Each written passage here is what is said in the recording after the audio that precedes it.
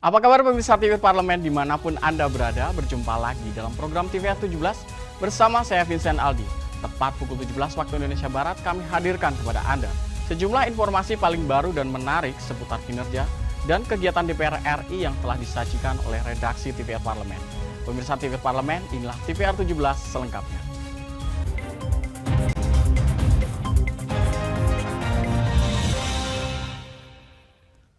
DPR RI meminta pemerintah melakukan negosiasi dengan pihak Arab Saudi terkait biaya komponen-komponen penyelenggaraan ibadah haji. Penentuan biaya haji diharapkan segera dilakukan sehingga para jemaah dapat melakukan pelunasan. Hingga saat ini DPR RI bersama pemerintah masih terus melakukan pembahasan terkait dengan besaran biaya haji tahun 2023. Komisi 8 menargetkan pembahasan komponen-komponen penyelenggaraan dan biaya haji bisa diselesaikan pada 14 Februari 2023 mendatang. Komisi 8 meminta Kementerian Agama bisa memangkas besaran biaya haji dari yang semula diusulkan sebesar 69,1 juta per jamaah menjadi 50 sampai 55 juta. Komisi 8 menegaskan harus ada keberanian dari pemerintah untuk bernegosiasi dengan pihak Arab Saudi terkait harga akomodasi, konsumsi, dan transportasi. Ketua Komisi 8 DPR RI Ashabul Kafi akan mengupayakan pembahasan biaya haji tahun 2023 bisa selesai di tanggal 14 Februari ini. Untuk itu, Ashabul Kafi berharap pemerintah bisa kerja cepat menentukan biaya haji sehingga para jemaah bisa cepat melakukan pelunasan. Tapi kita berharap sebelum reses tanggal 14, maksimal tanggal 15 itu kita sudah ketok biaya haji untuk 2023. Kenapa? Karena tanggal 16 itu kan sudah masuk masa reses, gitu kan. Kemudian dengan mempercepat juga waktu tanpa maksud mempercepat dengan harapan bahwa mudah-mudahan dengan waktu 1 bulan ini para jamaah punya cukup waktu untuk melakukan pelunasan. Dalam pembahasan biaya haji selanjutnya, baik DPR dan pemerintah akan merinci satu persatu komponen pembiayaan haji, baik yang dibebankan pada jemaah maupun yang dibebankan pada APBN. Andri dan Aang, TVR Parlemen, melaporkan. DPR RI menilai kerjasama dengan Jerman turut berkontribusi bagi penyerapan tenaga kerja putra-putri Indonesia, serta banyaknya korporasi asal Jerman yang menanamkan modal di Indonesia. Ketua Grup Kerjasama Bilateral DPR RI Parlemen Jerman, Syarifuddin Suding, menyambut baik kedatangan Duta Besar Jerman untuk Indonesia, Ina Lepel, beserta delegasi ke DPR RI. Syarifuddin Suding menyampaikan akan ada berbagai bentuk kerjasama yang dilakukan antara DPR RI dengan Jerman, seperti peningkatan komoditas ekspor Indonesia kepada Jerman, serta kerjasama di sektor-sektor penting lainnya. Syarifuddin Suding turut mengapresiasi banyaknya korporasi asal Jerman yang menanamkan modalnya di Indonesia. Tadi kami banyak membicarakan hubungan kerjasama kedua negara, hubungan bilateral di berbagai sektor, baik dalam bidang perdagangan, ekonomi, juga dalam bidang pendidikan dan pariwisata, serta juga saling memperkuat hubungan kerjasama kedua negara. Sementara itu, Duta Besar Jerman untuk Indonesia, Ina Lepel, berharap kerjasama antara Jerman dengan Indonesia dapat terus berlanjut. Hubungan baik yang sudah terjalin antara kedua negara mesti terus dipertahankan. Seperti Yang Mulia Ketua sudah bilang, kita berbicara tentang banyak hal yang penting untuk kerjasama antara Jerman dan Indonesia. Dan saya berharapkan kita akan melanjutkan kooperasi dan bahas itu. Turut hadir dalam pertemuan ini anggota GKSB DPR RI Parlemen Jerman, Andi Rio Idris Pajalangi, dan Diah Nurwitasari. Oki Zulindra dan Ade, TVR Parlemen, melaporkan. DPR RI berharap penyelesaian kasus Meikarta tidak berlarut-larut sehingga tidak ada konsumen yang dirugikan. Dalam audiensi dengan DPR RI, Perkumpulan Konsumen Meikarta menyatakan hanya meminta haknya atas unit yang telah dibeli. Namun hingga saat ini belum ada kejelasannya. Pimpinan DPR RI bersama Wakil Ketua dan anggota Komisi 6 DPR RI menerima audiensi Perkumpulan Komunitas Peduli Konsumen Meikarta atau PKPKM yang merasa dizolimi oleh pihak pengembang.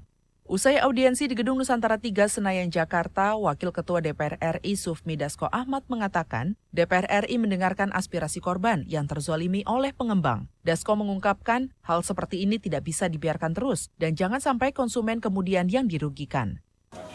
Dan hari ini kita mendengarkan para korban yang terzolimi oleh pengembang, dan tadi kita ambil kesimpulan bahwa hal-hal seperti ini tidak bisa dibiarkan terus dan jangan sampai konsumen atau pembeli yang beritikat baik itu kemudian dirugikan. Dalam kesempatan ini, Ketua Perkumpulan Komunitas Peduli Konsumen Mekarta, Aep Mulyana mengungkapkan rasa terima kasihnya karena telah diterima dan didengarkan dengan baik oleh pimpinan DPR RI terkait kasus yang menimpa masyarakat ini. Yang pertama, kita meminta hak kembali ya atas unit yang sudah dibeli sama konsumen kita yang sampai saat ini itu memang masih belum jelas keberadaannya. Sufmi Dasko menegaskan DPR RI mendukung adanya pergerakan ekonomi, pembangunan, dan investasi, namun harus diiringi dengan langkah dari pengembang yang baik dan juga tidak melanggar hukum tentunya. Zikri dan Denus, TVR Parlemen, melaporkan.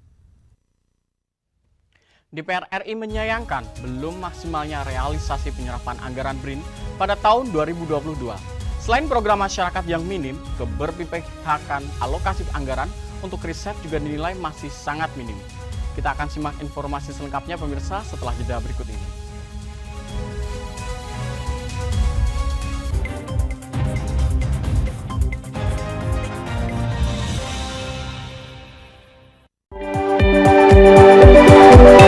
Perempuan Parlemen mengungkap sisi kehidupan pribadi anggota DPR RI.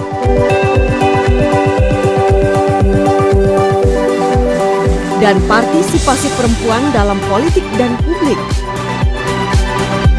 Dan usaha mewujudkan aspirasi masyarakat di setiap sidang sebagai wakil rakyat.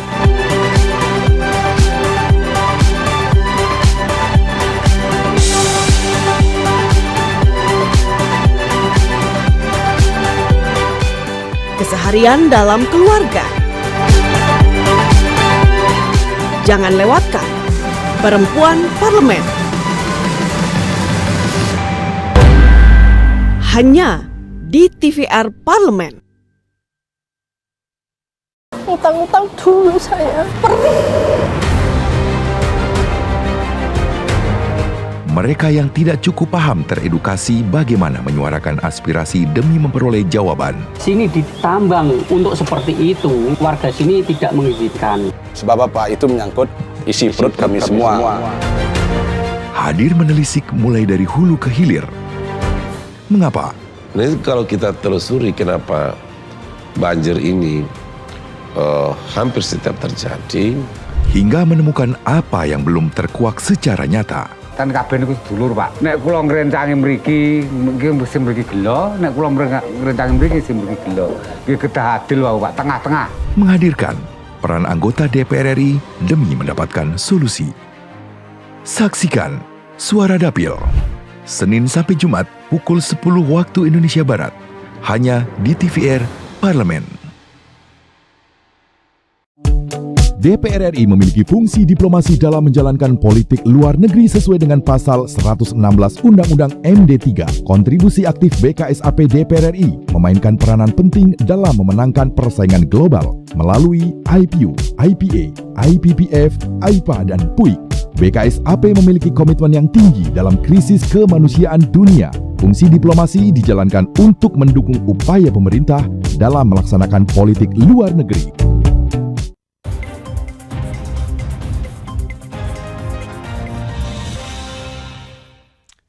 Kembali di TVR 17 pemirsa, pembentukan BRIN melalui Perpres nomor 74 tahun 2019 diharapkan dapat mewujudkan kemajuan negara di berbagai bidang vital melalui riset yang baik.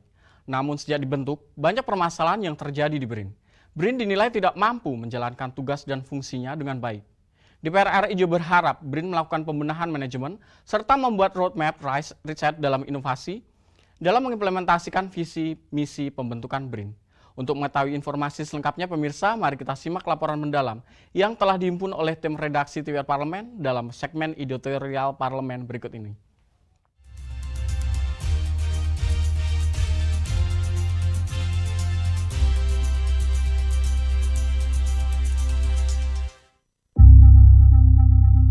Faktanya tahun 2022, anggaran yang terrealisasi untuk masyarakat dalam rangka mensosialisasikan keberadaan institusi BRIN dan menyerap aspirasi masyarakat terkait kebutuhan-kebutuhan real masyarakat di bawah yang nanti akan dikorelasikan dan disinkronisasikan dengan program riset negara kita yang terrealisasi hanya 100 miliar di tahun 2022.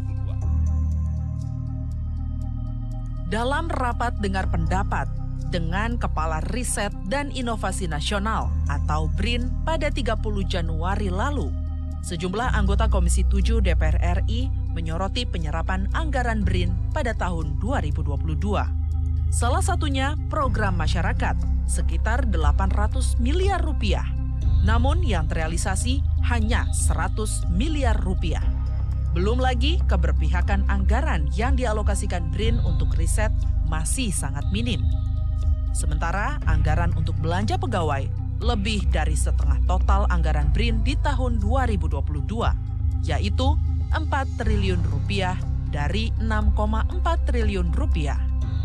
Dengan mengintegrasikan banyak peneliti dari berbagai lembaga non-kementerian, BRIN selayaknya didukung anggaran yang lebih, sehingga bisa menjalankan tugas dan fungsi sektor riset dan inovasi dengan baik. Sayangnya, BRIN tidak mampu memanfaatkan anggarannya secara efektif. Anggaran dan program yang dialokasikan dengan yang direalisasikan BRIN justru memiliki gap yang sangat besar. Program-program untuk masyarakat masih belum efektif dan belum memberi dampak besar. Sejak BRIN dibentuk melalui Perpres nomor 74 tahun 2019, Komisi 7 DPR RI menyoroti banyaknya permasalahan yang muncul di BRIN. Di antaranya SDM, kelembagaan, dan penganggaran. Kepala BRIN dan jajarannya dinilai hanya sebatas menjalankan konsolidasi organisasi dan belum mampu menerjemahkan cita-cita awal pembentukan BRIN dengan menyatukan seluruh periset dari berbagai lembaga riset negara yang sudah ada. Masalah hubungan antara periset dan ketidakprofesionalan BRIN juga menambah persoalan yang terjadi di BRIN. BRIN seharusnya mampu mengimplementasikan visi dan misi peran karena negara membutuhkan banyak riset dan inovasi. Dengan adanya riset yang baik, maka kemajuan negara di berbagai bidang vital akan terwujud lebih cepat dan terukur. BRIN harus membenahi manajemen internal dan menyatukan persepsi sehingga bisa menyusun roadmap riset dan inovasi Indonesia, baik untuk dimanfaatkan masyarakat maupun untuk kepentingan bangsa dan negara. Bahwa BRIN itu harus melahirkan atau ada inovasi barang, produk yang kemudian dihilirisasi oleh industri, dikomersialisasi sehingga menjadi atau mensuplai kebutuhan inovasi di dalam negeri. Nah, ini visi presiden, tapi visinya Pak Handoko bahwa BRIN itu tidak menghasilkan produk. Kan beda. Karena riset merupakan sesuatu yang sangat penting ke depan. Semua pembangunan harus by riset agar dia terukur. Nah, itu kan maksudnya. Dan yang selama ini riset itu tersebar di mana-mana, dikoordinir kan gitu. Dikoordinir dalam satu wadah besar riset agar betul-betul anggarannya, SDM-nya ini bisa terus dengan baik, tidak parsial-parsial. Itulah maksudnya. Nah, kita mendukung itu, Tinggal bagaimana ini dioptimalkan gitu ya. Tidak dioptimalkan. Sehingga betul-betul BRIN ini bisa memberikan kontribusi besar terhadap bangsa dan negara ini. Ya. Riset kita maju. Berangkat dari berbagai persoalan yang muncul di BRIN, Badan Pemeriksa Keuangan atau BPK diminta melakukan audit investigasi terhadap BRIN. Tidak tanggung-tanggung, Komisi 7 DPR RI juga merekomendasikan Presiden mengganti Kepala BRIN saat ini, yaitu Laksana Trihandoko. Penggantian tersebut akan menjadi pintu masuk menyelamatkan BRIN sebagai pusat lahirnya berbagai inovasi dan pengembangan teknologi di tanah air. Selain itu, agar BRIN bisa menghasilkan riset inovasi yang bisa dimanfaatkan masyarakat. Tim Liputan TVR Parlemen melaporkan.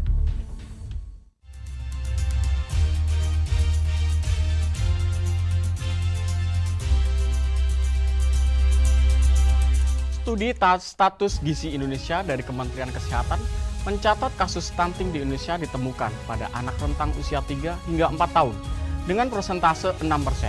Saksikan informasi selengkapnya pemirsa. Untuk itu jangan kemana-mana, tetaplah di TVR 17.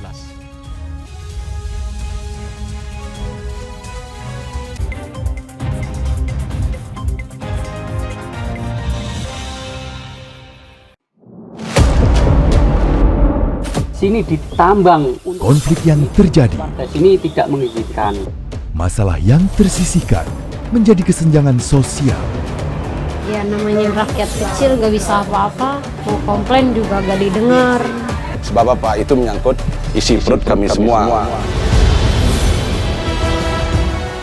Bagaimana memutus keterbatasan untuk didengar?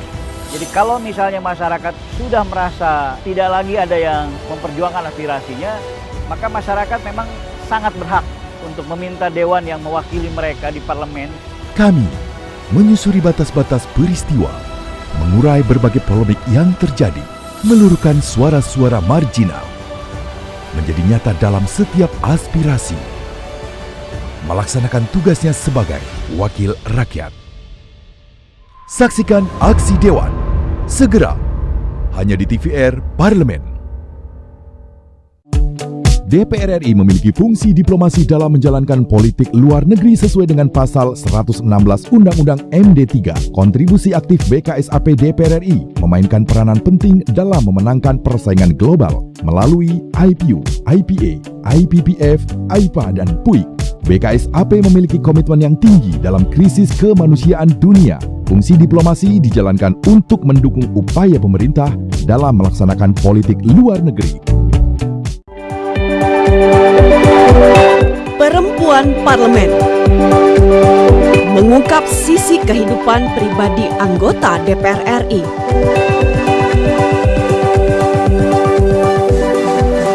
Dan partisipasi perempuan dalam politik dan publik.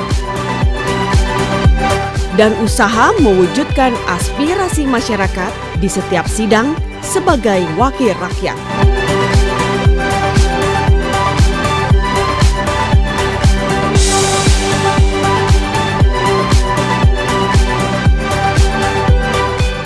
Keseharian dalam keluarga. Jangan lewatkan Perempuan Parlemen. Hanya di TVR Parlemen.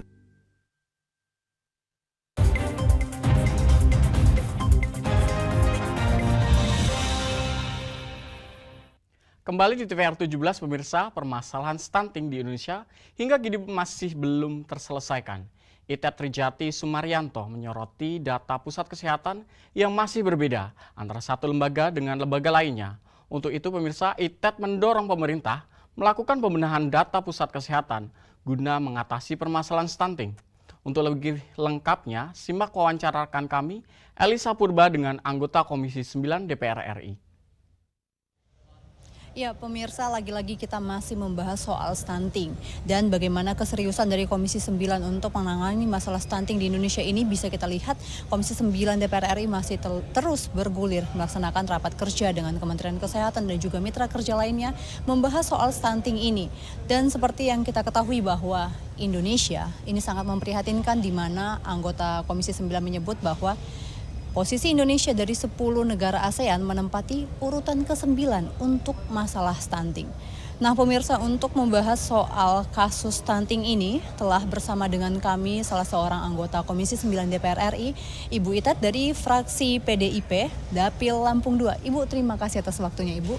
Ibu, kalau kita membahas soal stunting, sebenarnya ini kan banyak sekali hal yang perlu dibenahi. Mulai dari misalnya sanitasi, bagaimana juga gizi anak terutama di 100 hari pertama kelahirannya, dan juga bagaimana edukasi terhadap calon orang tua maupun para orang tua. Kira-kira Bu, dari hal-hal yang perlu diperhatikan ini, apa yang sebenarnya harus lebih difokuskan oleh pemerintah? Terima kasih, saya koreksi dulu ya, PDI Perjuangan, bukan PDIP. Ya, baik, stunting ini kan juga karena pertumbuhan yang tidak normal. Ya, tadi sudah disampaikan oleh Menteri Kesehatan masalah gizi.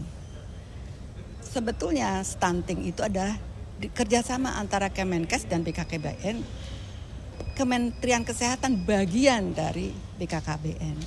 BKKBN itu adalah yang secara detail yang akan mencari solusi untuk bagaimana supaya kita tidak menjadi negara stunting yang mencerminkan kemiskinan di situ. Ya. Kemudian memang stunting ini kita lebih spesifik menyoroti soal anak-anak yang lahir kurang gizi dan sebagainya. Tapi ini bukan pekerjaan BKKBN saja, secara holistik dari Kementerian Kesehatan, bagaimana sih menangani kesehatan secara holistik.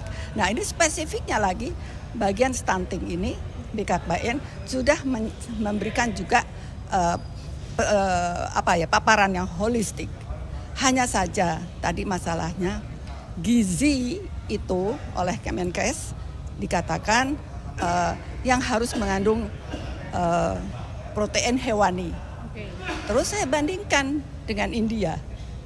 India itu kan orang-orang yang vegan, orang yang vegetarian. Tapi orangnya pinter-pinter. Mereka makan sayuran, mereka tidak makan daging sapi dan sebagainya. Maka saya bilang, baik kalau gitu kita bikin kunker ke India, kita pelajarilah.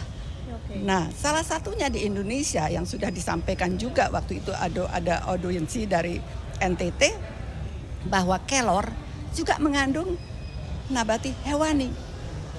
Kelor, saya sampaikan juga, kenapa enggak kelor juga kita kembangkan lagi sehingga punya nilai ekonomi, bahkan kalau perlu kita ekspor. Karena sudah ada penelitiannya di sana. Saya sangat hargai NTT yang dikenal dengan negara termiskin.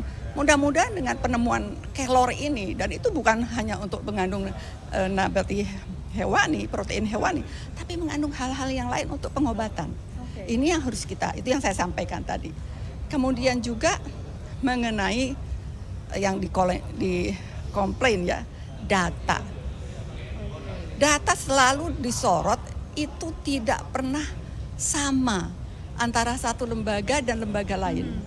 Sampai sekarang dari saya mulai masuk ke DPR tahun 2010 sampai sekarang, di mana-mana saya pindah dari komisi 9, 10, 8, 1, data adalah yang selalu menjadi masalah dan selalu dikomplain oleh anggota.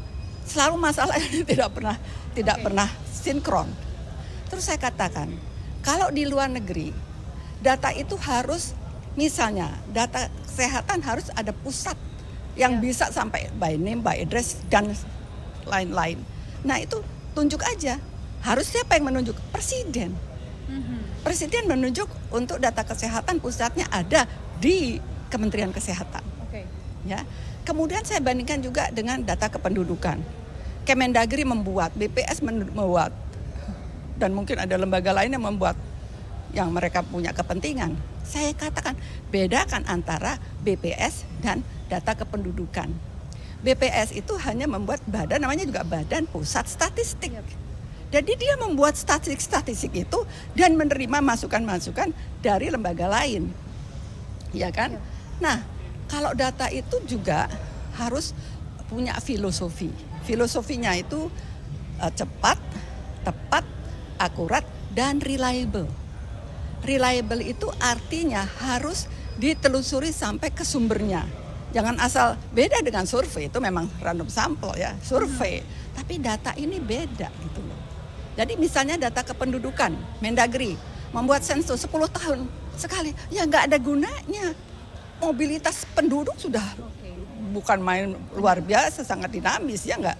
Nah, maka kalau memang presiden adalah pemimpin tertinggi, tunjuk siapa yang membuat data kependudukan. Itu. Oke, berarti ada dua yang difokuskan. Mulai tadi kita mulai bereksperimen juga Bu, melihat bagaimana sumber-sumber protein dan juga gizi yang bisa untuk bayi, dan juga untuk bagaimana data ini jadi fokus presiden ya Bu. Selain itu kira-kira untuk kita kan fokus presiden yang menentukan. Menentukan, memberi keputusan. Harus diputuskan oleh presiden. Siapa yang membuat data pusat kesehatan, siapa yang mendata pusat untuk data penduduk. Sehingga tidak selalu terjadi sampai sekarang kan. Dan pemirsa, demikian hasil berbincang kami dengan Ibu Ita terkait dengan bagaimana stunting, dan juga para pemirsa di rumah khususnya para orang tua juga harus pandai untuk mengeksplorasi bagaimana pemenuhan gizi dan juga kebutuhan dari anak dan juga maupun orang tua. Dan pemirsa, saya Elisa Purba kembali ke studio. Selanjutnya pemirsa, apa saja yang menjadi topik perbincangan di media online pada hari ini? Usai jeda, tetaplah di TVR 17.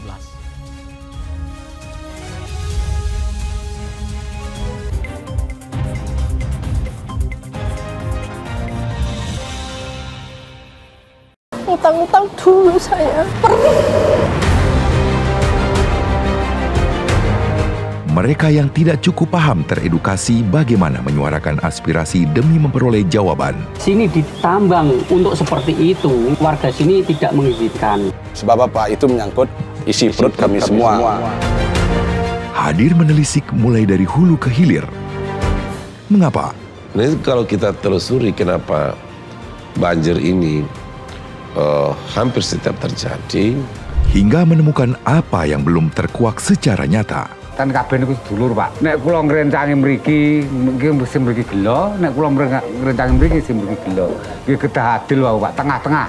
Menghadirkan peran anggota DPR RI demi mendapatkan solusi. Saksikan Suara Dapil, Senin sampai Jumat pukul 10 waktu Indonesia Barat, hanya di TVR Parlemen.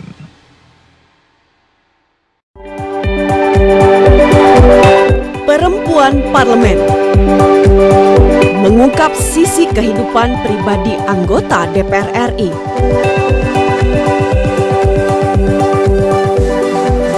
Dan partisipasi perempuan dalam politik dan publik. Dan usaha mewujudkan aspirasi masyarakat di setiap sidang sebagai wakil rakyat.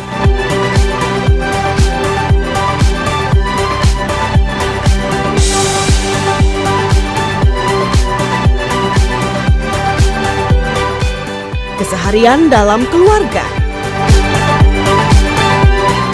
Jangan lewatkan Perempuan Parlemen. Hanya di TVR Parlemen.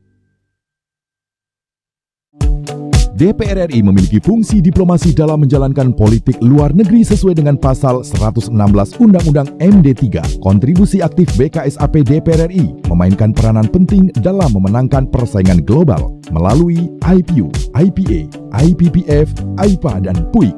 BKSAP memiliki komitmen yang tinggi dalam krisis kemanusiaan dunia. Fungsi diplomasi dijalankan untuk mendukung upaya pemerintah dalam melaksanakan politik luar negeri.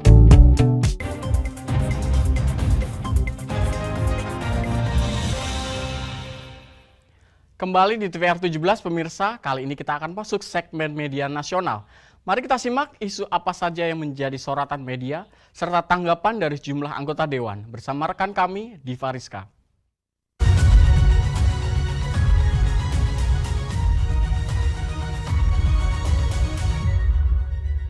Baik pemirsa TVR Parlemen, mari kita bahas apa saja yang menjadi headline di media online pada hari ini. Berita pertama yang menjadi headline di media online hari ini yaitu DPR RI menggelar rapat konsultasi pencalonan Dubes LBBP 3 negara sahabat. Mirsa bisa Anda lihat di layar kaca Anda bahwa Wakil Ketua DPR RI Lodewijk F. Paulus memimpin rapat konsultasi secara tertutup di Gedung Nusantara 3 DPR RI Senayan, Jakarta pada Kamis 9 Februari 2023 dengan Komisi 1 DPR RI guna membahas permohonan pertimbangan atas pencalonan Duta Besar Luar Biasa dan Berkuasa Penuh atau Dubes LBBP untuk 3 negara sahabat, yaitu Republik Prancis, Republik Filipina, dan Republik Turki. Lodewijk juga menyampaikan bahwa Indonesia memiliki hubungan kerjasama yang baik dengan Republik Prancis, Republik Filipina, dan Republik Turki yang terlihat dari jalinan kerjasama antar negara di berbagai sektor. Misalnya dengan Prancis, dari sisi ekonomi Indonesia mengalami pertumbuhan ekspor hingga 7,24%, dan salah satu produk andalannya adalah kelapa sawit. Melalui Prancis diharapkan dapat menjadi pintu masuk produk kita ke Uni Eropa. Sementara itu, dari sisi pertahanan, Indonesia akan mengembangkan kerjasama dengan Prancis, salah satunya dengan pembelian kapal selam. DPR RI berharap bukan hanya membeli, tetapi juga mendapatkan kerjasama transfer of technology atau TOT dari Prancis, sehingga Indonesia bisa merawat dan memproduksi alat pertahanan nasional sendiri. Kerjasama terhadap Filipina, pimpinan DPR RI bidang koordinator politik dan keamanan atau Korpolkam ini berharap adanya peningkatan kerjasama di bidang pertahanan. Beberapa waktu lalu, pemirsa, diketahui ada seorang pilot berasal dari Papua ditangkap di Filipina karena membeli senjata secara ilegal untuk dipasarkan di Papua, yaitu untuk kelompok kriminal bersenjata. Nah, dengan adanya peningkatan kerjasama ini, diharapkan suplai senjata ke Papua bisa diputus. Kerjasama terhadap negara Turki, Lodewijk menyampaikan ucapan bela sungkawa atas musibah gempa tektonik yang terjadi di Turki dan Suriah baru-baru ini. Kedepannya dengan adanya dubes Turki yang baru, kerjasama di sektor pertahanan dapat diperkuat. Salah satu produk andalan kerjasama adalah jenis medium tank kelas Harimau.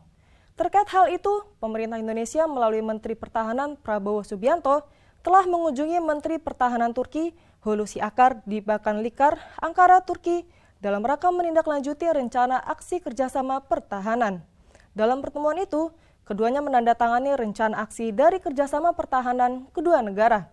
Pasca rapat konsultasi, Lodewijk mengakui DPR RI akan segera mengirim surat ke Presiden RI untuk mendapatkan persetujuan dubes LBBP ini oleh Presiden Joko Widodo. Baik mirsa, kita beralih ke berita selanjutnya yang juga menjadi headline di media online hari ini, yaitu Ketua DPR RI Ibu Puan Maharani mengajak insan pers untuk mengedepankan praktik jurnalisme sehat. Nah, pemirsa bisa Anda lihat di layar kaca Anda. Dalam memperingati Hari Pers Nasional atau HPN 2023 yang jatuh tiap tanggal 9 Februari, Ketua DPR RI Ibu Dr. Honoris Causa Puan Maharani menyoroti peran krusial pers di era kemajuan informasi ini. Nah, karena itu Puan mengajak masyarakat Indonesia untuk mendukung jurnalisme sehat dan berkualitas demi kemajuan pers nasional. Dalam keterangan tertulisnya pada Kamis 9 Februari 2023, Puan menyatakan pers nasional harus semakin menguatkan posisinya sebagai clearinghouse di tengah banjir bandang informasi, terutama dari media sosial, sehingga publik tidak terombang-ambing oleh desas-desus dan berita hoaks.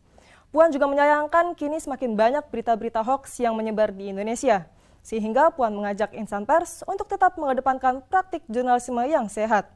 Tidak hanya itu, pemirsa, Puan juga mengingatkan pers nasional mutlak harus memiliki independensi mengingat pers adalah pilar keempat demokrasi. Jurnalisme sehat dan bermutu juga sangat diperlukan menghadapi tahun politik. Publik harus diajak berpikir kritis dan substantif sehingga kehadiran pers nasional memperkuat dan menyehatkan demokrasi. Dengan tema HPN 2023 Pers Merdeka, Demokrasi Bermartabat, Puan mengajak masyarakat mendukung eksistensi pers nasional. Menurutnya, ada beberapa cara yang dapat dilakukan masyarakat untuk mendukung hadirnya pers nasional sehat dan berkualitas. Salah satunya dengan berlangganan media-media massa yang sudah terbukti memiliki tradisi jurnalisme yang baik. Nah, di sisi lain pemirsa, Puan juga mengajak seluruh insan pers untuk terus menanamkan nilai-nilai jurnalisme. Puan menyebutkan pers harus terus menjalankan fungsinya sebagai media informasi, pendidikan, hiburan, kontrol sosial, dan lembaga ekonomi sebagaimana diamanatkan dalam Undang-Undang Nomor 40 Tahun 1999 tentang pers secara profesional dan bertanggung jawab sesuai kode etik jurnalistik.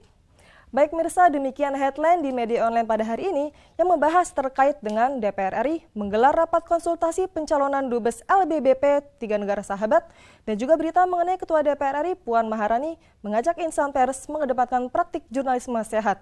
Demikian dari saya, Diva Rizka. Kembali ke rekan Aldi.